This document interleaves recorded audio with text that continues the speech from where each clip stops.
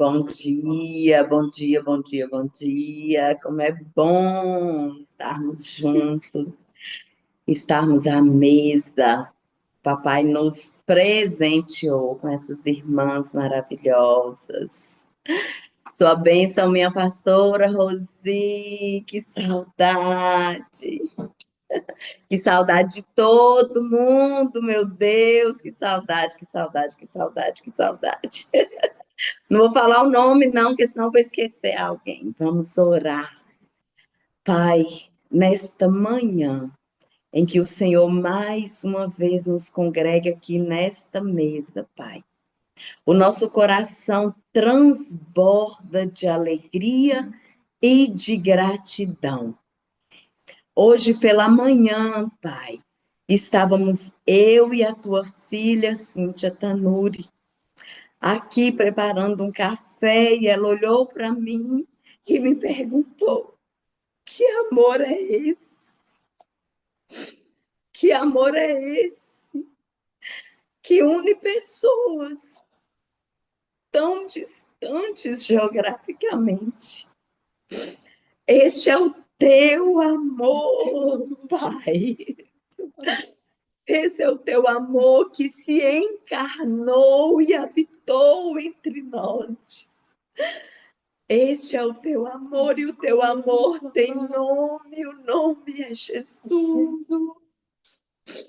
E é no nome deste amor é que nós nos reunimos, é que nós nos congregamos, é que nós nos ajuntamos. Nós te agradecemos, Pai, porque de nós mesmos nós não temos nada para oferecer, mas o teu Filho Jesus Cristo nos ensinou a amar. Obrigada pelas nossas irmãs. Obrigada por esta família chamada Transbordo. Oh, Paizinho, o que dizer, o que fazer? Ficamos sem palavras. Só podemos dizer como teu filho, Davi, somos e estamos como quem sonha. Como quem sonha. Pai, nós entregamos em tuas mãos quem vai transbordar hoje. Que mais uma vez possamos nos alimentar do que o Senhor faz, porque todo testemunho é para a edificação da fé, da nossa fé. Já te agradecemos, te bendizemos, te adoramos e te louvamos pela vida que hoje vai transbordar. Obrigada, Paizinho. Muito obrigada. Eis-nos aqui, que se cumpra em nós tudo que está escrito na tua palavra. Em nome do teu filho amado Jesus Cristo. Amém. Um beijo. Amém. Louvado e agradecido seja o nome do nosso Pai, porque é Ele que faz essa conexão dual. E hoje eu estou aqui, sentadinha de camarote, para ouvir as maravilhas do nosso Pai, através da vida da nossa pastora Rosi. Vamos ouvir o que Deus tem feito e o que Ele está fazendo ainda? Querido, é momento de cura na minha vida e na sua vida também. Minha pastora Rosi, minha pele de seda, tá com você o transbordo de hoje. Vem para cá, fala comigo. Graça e paz, meus amados. Eu me chamo Rosimar Ferraz. Para você que vai me ouvir depois, eu quero me apresentar. Eu tenho 64 anos, sou mãe de 3 filhos adultos, tenho 3 netos adolescentes e uma jovem. Estou na função e na profissão de psicóloga clínica, mas minha maior alegria é ser chamada de pastora, daquela que apacenta corações. Mas, mesmo aos 64 anos, a gente imagina, eu não tenho mais nada para ser curado, eu já passei por tantas estradas, já pisei tantos espinhos, já superei tantos desafios, o que mais, né? O que mais ainda? Qual a casquinha ainda precisa ser arrancada? Pois é, mas mesmo tendo tantas experiências dentro da minha profissão, que eu exerço há 33 anos, mesmo como pastora, que eu já estou no ministério há 42 anos, ainda nós precisamos ser moldadas e trabalhadas pelo Senhor. Mas antes disso, eu quero deixar um texto que está no Salmo 27, versículo 10, que diz assim: Porque quando meu pai e a minha mãe me desampararem, o Senhor me recolherá. Outras versões, o Senhor me cuidará. E o Salmo 139, versículos 13, vai dizer: Pois possuíste as minhas entranhas, cobriste-me no ventre de minha mãe. Eu te louvarei, porque de um modo assombroso e tão maravilhoso fui feita.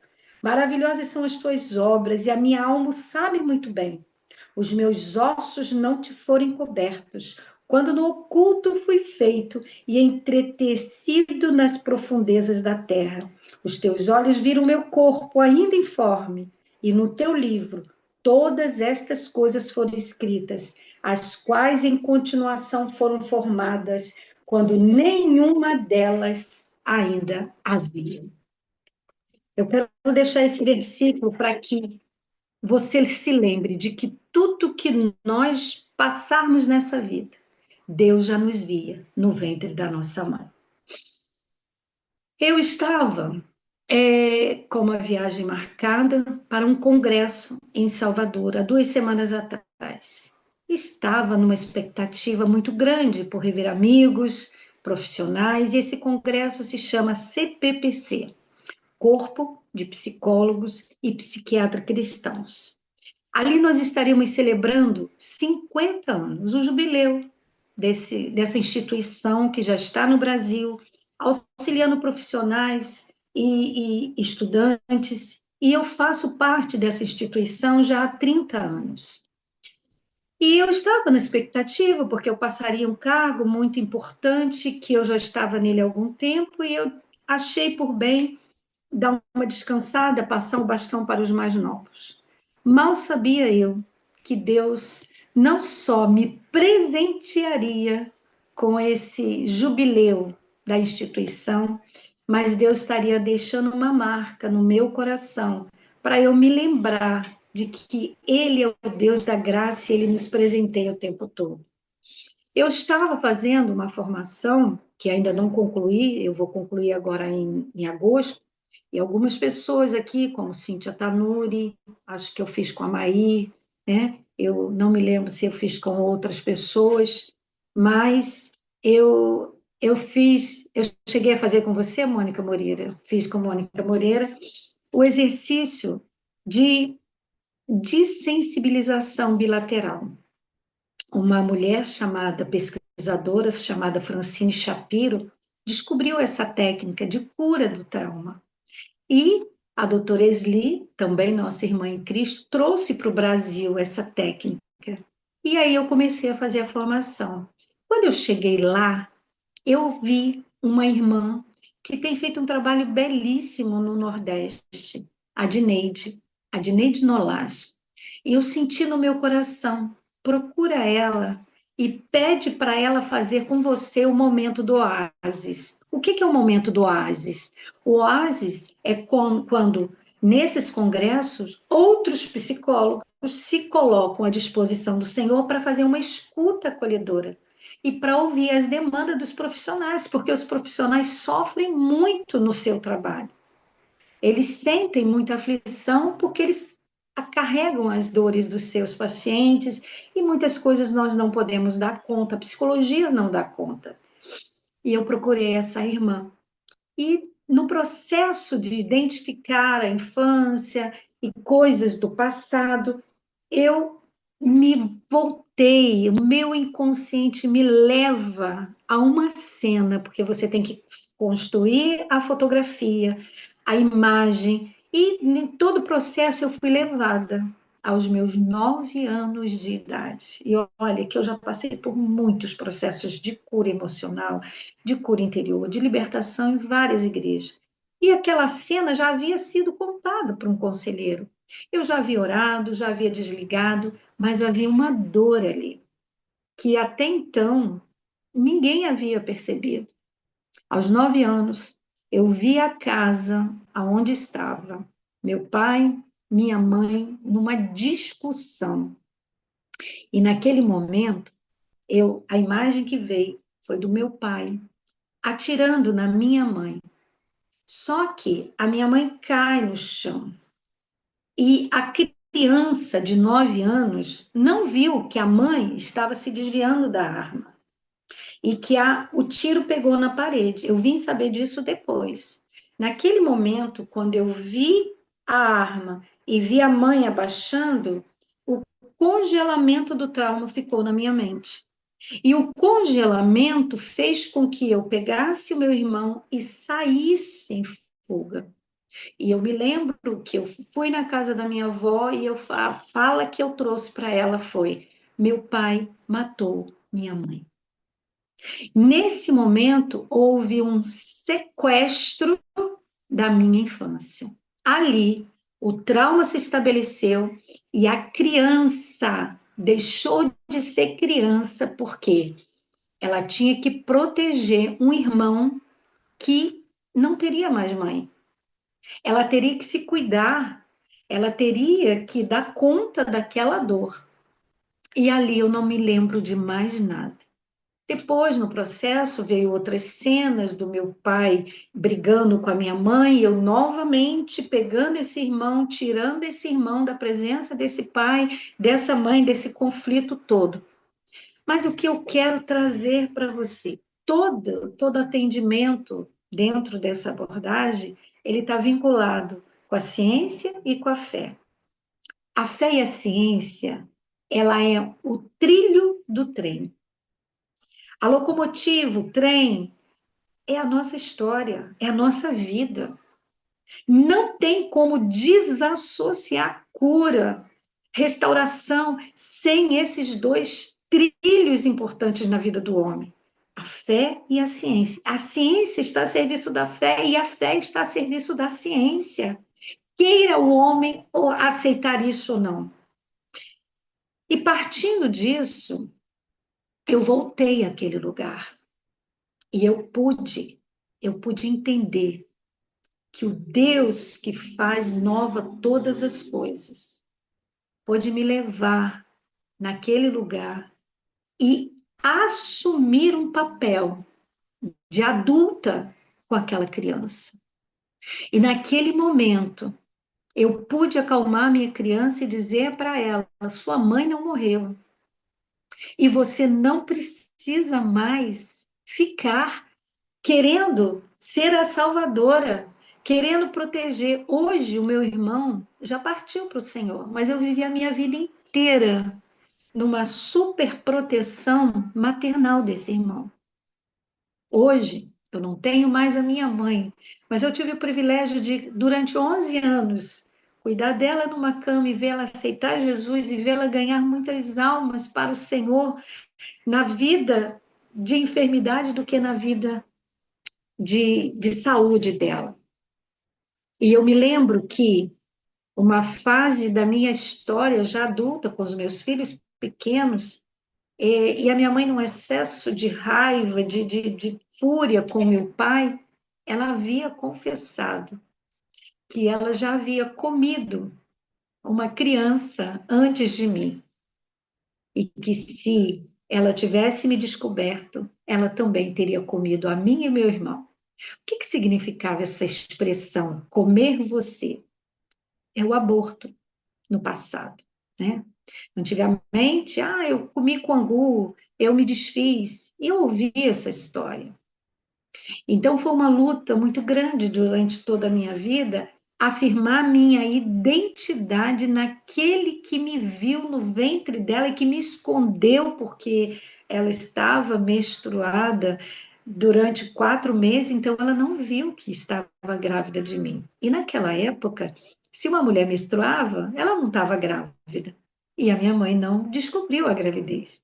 E quando ela descobriu, eu já estava muito grande. Eu sempre fui muito grande, né? Aos olhos de Deus, aos olhos dos homens, e era um bebê grandão.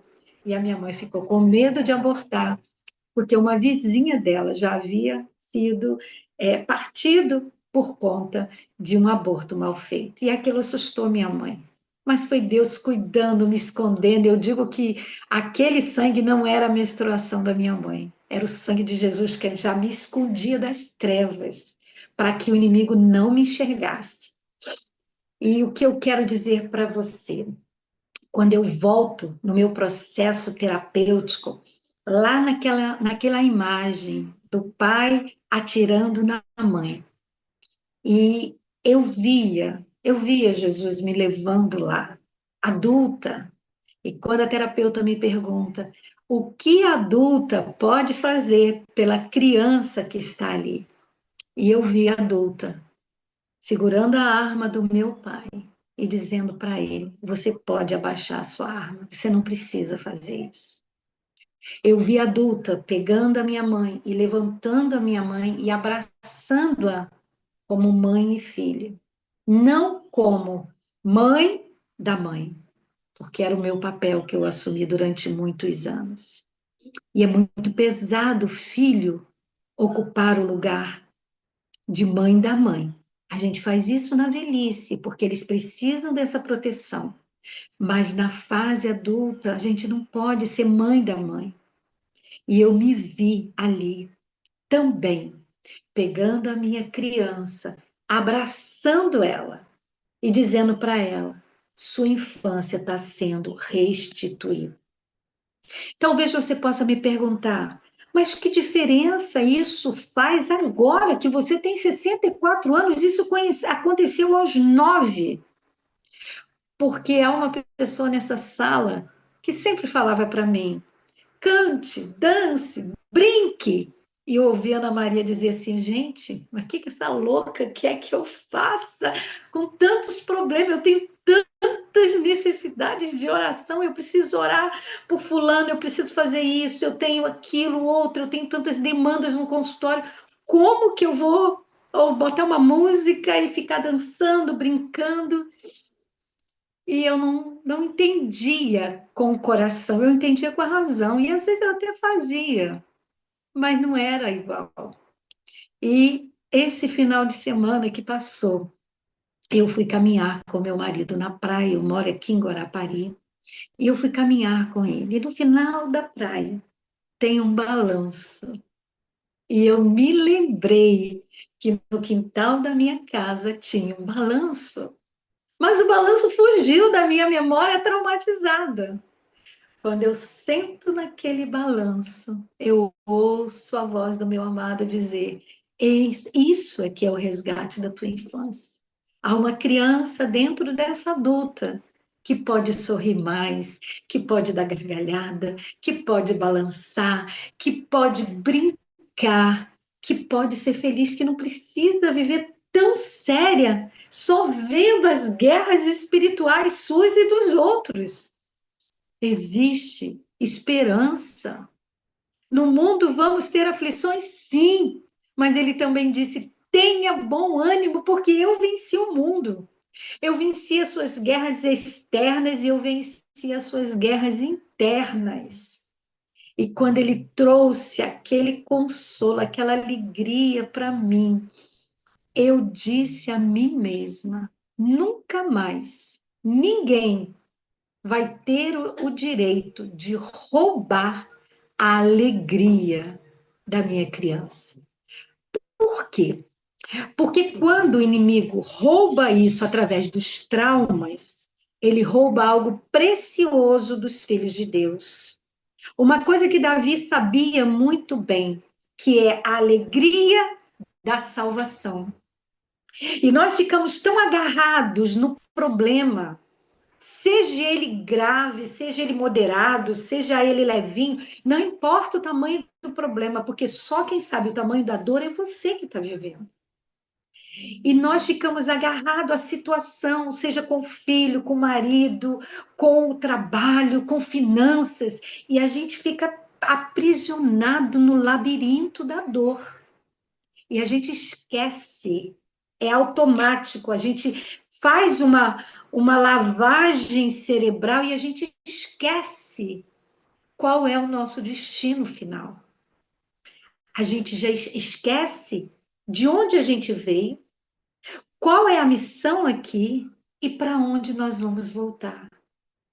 E nós vivemos aprisionados na dor, mesmo ouvindo tantos testemunhos, tantas histórias, ouvindo a palavra, fazendo estudos, a gente não consegue sair do lugar da dor. Então, que nós tenhamos coragem, primeiro, de olhar para dentro de nós. Porque eu só vou me conhecer se eu tiver coragem de olhar para dentro de nós. E quando olharmos para dentro de nós, nós vamos ver que tem lixo, que tem cobras e que tem lagartos. E eu vou me dispor a limpar, a fazer a faxina. Só que às vezes a faxina não dá para fazer sozinha. Não dá para pegar a vassoura e limpar sozinho. Às vezes a gente vai precisar de pessoas capacitadas e especializadas, como eu precisei da Dineide. Eu precisei ser conduzida por ela. E bendito sejam os profissionais da saúde que têm essas duas ferramentas, a fé e a ciência. A fé e a ciência. E ela pôde me mostrar que após socorrer o meu pai para não deixar ele ser tomado pelo ímpeto da raiva, porque hoje eu sei que o meu pai tinha transtorno bipolar do humor. Naquela época eu não sabia nem o que era isso. Eu não entendia porque de manhã ele sorria, ao meio-dia ele dava um acesso de fúria e queria bater na família inteira, e de noite ele estava bonzinho de novo. Meu pai oscilava no humor. Eu não sabia que a minha mãe tinha depressão. Eu não conhecia os sintomas de adoecimento da minha família. Eu não sabia nem o que era família disfuncional. Depois de acalentar minha mãe e depois de me acalentar, ela me perguntou: para onde você quer levar a sua criança? Porque somos nós que escolhemos o que vamos fazer com a criança. E aí eu quero pedir a ajuda da missionária Lila para ela postar a imagem, para que você veja onde eu tive coragem de colocar a minha Rosinha pequena, a minha Rosinha da infância. E aí tá. Jesus cuidou de mim ontem, cuida de mim hoje e cuidará de mim para sempre. Eu pedi ajuda da IA, porque naquele momento eu disse: Deus, eu não posso me esquecer desse momento que foi para mim um romper de barreiras emocionais. Eu não posso me esquecer que os meus problemas de hoje vão me impedir de me lembrar que eu posso estar no colo de Jesus, como criança, como uma adulta e uma mulher já envelhecendo, partindo para a melhor idade. Mas essa imagem vai ficar na minha geladeira, postada ali, para que eu jamais me esqueça quem eu sou nele. Porque quando eu entendo quem eu sou no meu Abba, no meu papai, no meu amado, os problemas ficam menores. Eu consigo sair do nível terrestre e subir para um lugar mais alto. E saber que ele já está lá no meu futuro, que ele já viu o final da minha história. E eu tenho profetizado, minhas irmãs, meus irmãos, algo poderoso na minha vida. Eu sei que eu já dei muitos frutos na minha juventude. Eu ofertei os anos da minha juventude na obra missionária, implantando igreja. Nós implantamos 4 igrejas do zero. E quem pastoreia sabe como é difícil implantar a igreja do zero. de uma garagem da sua casa, de uma tenda, de vários lugares Deus nos levou a abrir igreja. Eu já treinei muitos missionários, já demos treinamento e mentoria para muitos jovens que não tinham nem seminário, mas que tinham chamado de Deus, como Pedro. Mas Deus falou para mim: o que que você quer na sua velhice? E eu disse para ele: eu quero dar mais fruto na minha velhice do que na minha juventude. E eu tenho certeza que Deus vai ouvir a minha oração. Porque quando eu me disponho a ser canal de bênção na vida daqueles que Deus coloca no meu caminho, Deus faz, Deus age na vida das pessoas. Então eu quero que você saiba que há um Deus que olha para mim e para você, um Deus que não desperdiça sofrimento, um Deus que olha as nossas dores como uma argamassa que vai juntar as pedrinhas como um quebra-cabeça e pavimentar a nossa história de vida. Deus vai nos fazer caminhar em cima dessa história. Ele não faz você esquecer, né? Nem a técnica terapêutica apaga a memória, mas tira a dor, né? É como tirar uma farpa, é como tirar um espinho. Você tira o espinho, às vezes a cicatriz fica, mas já não tem mais dor. E a gente pode testemunhar isso, contar essa história, ajudar outras pessoas, porque se ele fez comigo, ele faz com qualquer pessoa. Deus não é, ele não elege algumas pessoas para abençoar e outras para amaldiçoar, não. Quem faz isso são as obras de semeaduras que nós fizemos, são escolha dos nossos pais, é o pecado herdado de Adão, né? A nossa herança geracional está aí, pelejando todos os dias para perpetuar o mal, a dor e o pecado. E para encerrar, eu acho que eu tenho pouco tempo já, né? Algo que Deus tem falado profundamente ao meu coração. O que vai parar em você para a próxima geração? E eu tenho dito isso. Senhor, eu não aceito idolatria, feitiçaria. Eu não aceito, Senhor, famílias disfuncionais. Eu não aceito que as feridas que me foram impetradas na infância se reproduzam na vida dos meus netos, dos meus bisnetos e a próxima geração. O que vai parar em você? O que vai ser um marco, um decreto de Deus na sua vida hoje? Qual é a dor que você vai dizer, eu não quero essa repetição para a próxima geração? Pastora, mas eu estou vendo isso acontecendo na vida do meu filho ou na vida dos meus netos. Algumas coisas que irão acontecer serão por escolhas deles. E foi com muita dor que eu descobri isso também. Que nós não temos como controlar as escolhas dos nossos filhos, genros, nora, porque do contrário estaríamos sendo superdeuses. E não existe isso. Mas aquilo que depender de você, tenhais paz uns com os outros. Daquilo que depender de você, diga não à dor e o sofrimento, de ficar ruminando o passado. Aquilo que depender de você, abra mão do orgulho e busque ajuda. Naquilo que depender de você, se precisar tratar essa depressão com medicamento, não tenha vergonha, os medicamentos estão aí para que Deus possa usá-lo para nos tratar. E durante muito tempo, filhos, né, de pais com transtorno de bipolar, com depressão, tende a reproduzir esses sintomas. Eu não reproduzi o transtorno bipolar do humor, mas eu reproduzi a depressão. E durante muito tempo eu fiquei com esse sintoma. Hoje eu não preciso da medicação. Hoje eu não preciso mais tomar ansiolítico, porque eu sou uma pessoa muito calma, mas eu vivi em estado de angústia, o meu coração acelerava diante de qualquer rumor de preocupação. E foi uma longa jornada de terapia, de medicação, de atividade física, de conhecer o meu corpo e dizer para mim: eu não preciso seguir os caminhos da minha mãe, eu posso refazer uma nova trilha.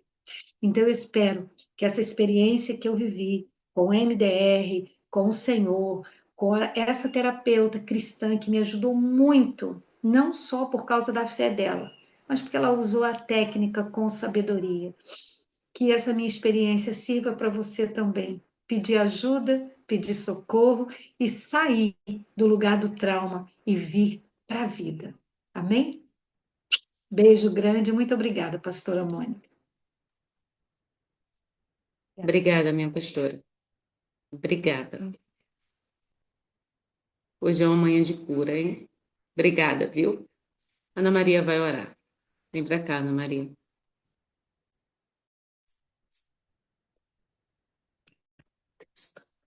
Amém. Pai, como o Senhor é tremendo. Como o Senhor é tremendo com as nossas vidas, com o cuidado com as nossas crianças. Senhor, visita, Senhor, cada criança nesse momento. Senhor, as que estão aqui presentes, que puderam compartilhar desse momento tão rico, aqueles que vão ouvir, aqueles, Deus, que vão contar essa história no decorrer do dia de hoje. Que cada vez que forem contar, que cante, que dance, que pule, Senhor, que seja lançada a criança no alto e sustentada pelas tuas mãos, pelos teus braços de Pai. Porque o Senhor é um Deus grande, o Senhor que nos guarda, o Senhor que nos sustenta.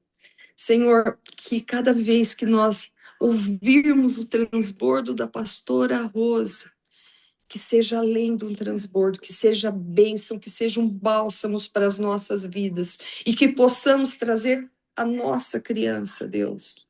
Oh, Deus, Espírito Santo, Senhor, continua passeando no nosso meio e cantando e nos levando e deixando e libertando e sarando todas as mazelas que carregamos. Oh, Senhor, nos perdoa por tanto tempo perdido. Nós queremos mais e mais desfrutar da tua criança.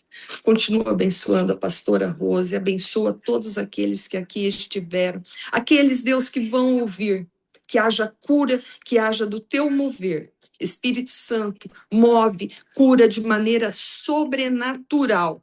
Visita, Senhor, do fiozinho de cabelo, Deus, a planta dos pés. Cura, Deus, aonde ninguém pode alcançar. Move, Deus, onde só o Senhor tem o poder e autoridade para vasculhar e operar. Opera milagres, Senhor, e que as pessoas voltem para contar. Em nome